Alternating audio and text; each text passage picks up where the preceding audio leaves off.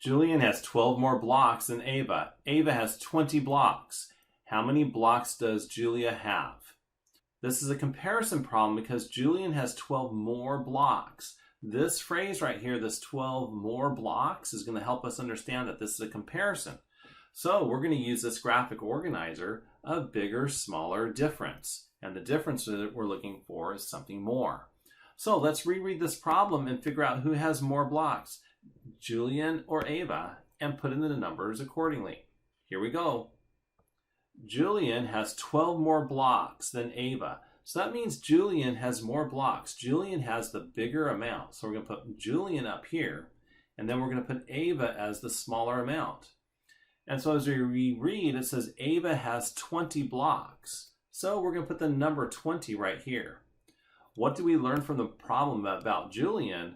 It's this. Julian has 12 more blocks than Ava. So that's this amount, 12 more blocks.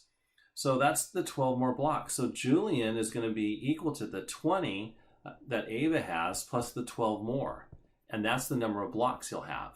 So if we do a little bit of that calculation over here on the side, when we add our ones, 0 and 2, that is equal to 2. And then when we add our tens, 2 tens and 1 10, that's equal to 3 tens. That's equal to 32. So how many blocks does Julian have altogether? He has 32 blocks.